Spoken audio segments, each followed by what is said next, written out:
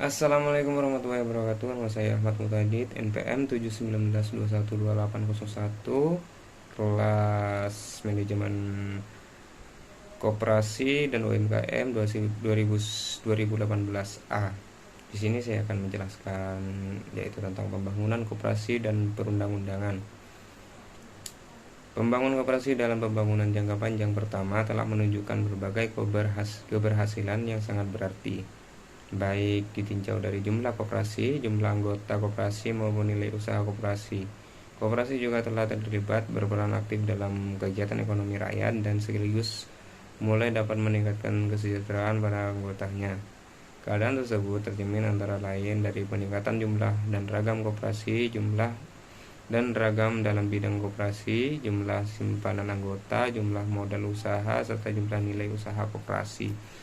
Kemajuan pembangunan koperasi ini cukup menggembirakan karena telah menunjukkan bahwa koperasi sebagai gerakan ekonomi rakyat dan badan usaha semakin berperan aktif dan terlibat lebih luas dalam berbagai kegiatan ekonomi, serta sekaligus telah meningkatkan kesejahteraan para anggotanya yang pada umumnya masih terbatas kemampuan ekonominya. Keadaan ini antara lain merupakan hasil dari berbagai kebijakan ekonominya, kebijakan makro, dan sekaligus peran tersebut ditempuh melalui program pembinaan kelembagaan koperasi dan pelatihan magang, penyuluhan dan penerangan, pembinaan dan konsultasi, serta ditunjang pula dengan berbagai kegiatan penelitian perekonomian serta kebijaksanaan makro baik di bidang fiskal, moneter maupun sektor real, berupa perkreditan, substitusi atau proteksi. Sesuai dengan tahapan pembangunan nasional dalam pembangunan jangka panjang pertama, peranan pemerintah dalam pembangunan koperasi pada masa itu masih besar. Terutama ada kegiatan yang bersifat perintis dan kegiatan perekonomian lainnya yang belum sepenuhnya mampu dilaksanakan sendiri oleh gerakan koperasi. Kebijaksanaan pembinaan usaha koperasi sejak rencana pembangunan 5 tahun pertama yang diproseskan untuk mendukung keberhasilan program pengadaan pangan nasional melalui koperasi unit desa didukung dengan pemberian kredit pangan beserta penyediaan jaminan kreditnya yang kemudian telah memberikan sumbangan besar bagi tercapainya swasembada beras sejak tahun 1984. Dari penjelasan di atas jelas bahwa koperasi dari awal berdirinya sudah mengalami kesuksesan yang ditujukan kepada pemerintah maupun masyarakat hingga saat ini. Baik, selanjutnya langsung ke tantangan, kendala dan peluang dalam pembangunan koperasi. Meskipun banyak hasil yang telah dicapai dalam pembangunan koperasi selama pembangunan jangka panjang pertama, masih banyak pula masalah yang belum terselesaikan yang harus dilanjutkan dan ditingkatkan penanganannya dalam pembangunan jangka panjang kedua sebagai tantangan untuk mewujudkan cita-cita perkoperasian seperti yang diamanatkan dalam Undang-Undang Dasar 1945. Hingga saat ini, karena berbagai alasan ekonomi dan non-ekonomi, koperasi pada umumnya belum dapat melaksanakan sepenuhnya prinsip koperasi sebagaimana yang telah dicita-citakan, sehingga koperasi sebagai badan usaha yang gerakan ekonomi rakyat belum dapat mengembangkan sepenuhnya potensi dan kemampuannya dalam memajukan perekonomian nasional dan meningkatkan kesejahteraan anggotanya. Di samping itu, berbagai kondisi struktural dan sistem yang ada masih menghambat koperasi untuk sepenuhnya dapat menerapkan kaidah ekonomi guna meraih dan memanfaatkan berbagai kesempatan ekonomi secara optimal. Berikutnya ada kendala dalam pembangunan koperasi. Pengalaman pembangunan koperasi dalam pembangunan jangka panjang pertama telah memberikan petunjuk bahwa untuk menjawab berbagai tantangan dalam pembangunan jangka panjang kedua masih terdapat beberapa kendala yang membutuhkan perhatian dalam rangka menggariskan kebijaksanaan dan menyusun program untuk mencapai sasaran yang dikehendaki. Adapun kendala-kendala yang dimaksud diantaranya adalah sebagai berikut. Yang pada umumnya belum memadai. Kendali ini menjadi faktor yang mempengaruhi kemampuan koperasi dalam menjalankan fungsi dan peranannya, yang berakibat pada kurang efektifnya dan efisiennya organisasi dan manajemen koperasi. Hal ini tercermin pada pengelolaan koperasi dan tingkat partisipasi anggota yang belum optimal. Koperasi ke sumber permodalan dari luar.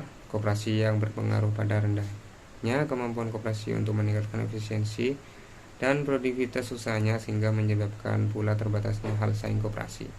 Baik, hal ini disebabkan oleh kurang kesadaran anggota akan hak dan kewajiban serta belum berfungsinya mekanisme kerja antara pengurus dan antara pengurus dengan pengelola koperasi secara menyeluruh. Adapun arahan pembangunan koperasi. Pembangunan koperasi sebagai wadah kegiatan ekonomi rakyat diarahkan agar makin memiliki kemampuan menjadi badan usaha yang efisien, serta menjadi gerakan rakyat yang tangguh dan berakar dalam masyarakat agar mampu memajukan kesejahteraan ekonomi anggotanya.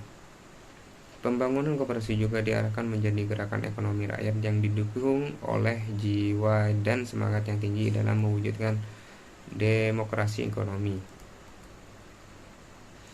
Berdasarkan Pancasila dan Undang-Undang Dasar 1945, untuk mewujudkan hal tersebut, koperasi di pedesaan khususnya perlu dikembangkan mutu dan kemampuannya, serta ditingkatkan peranannya dalam kehidupan ekonomi di pedesaan.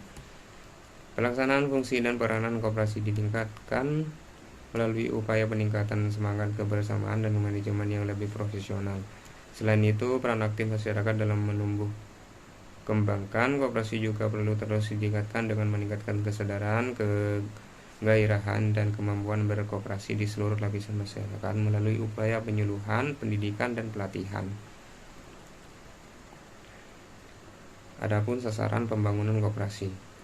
Garis-garis besar haluan negara 1993 pada tahun 1993 menetapkan bahwa sasaran koperasi dalam pembangunan jangka panjang kedua adalah terwujudnya koperasi sebagai badan usaha dan sekaligus sebagai gerakan ekonomi rakyat yang sehat, tangguh, kuat, dan mandiri, serta sebagai sokol guru perekonomian nasional yang merupakan wadah untuk menggalang kemampuan ekonomi rakyat di semua kegiatan perekonomian nasional, sehingga mampu berperan utama dalam meningkatkan kondisi ekonomi dan kesejahteraan rakyat.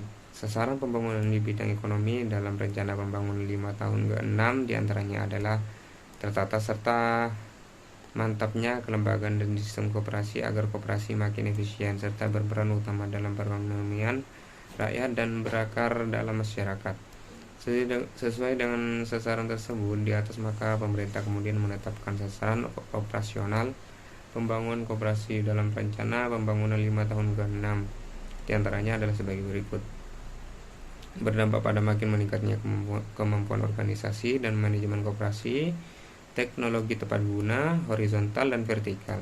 Dengan demikian diharap daya saing koperasi dan kesejahteraan anggota koperasi makin meningkat. Kebijakan dan pembangunan koperasi.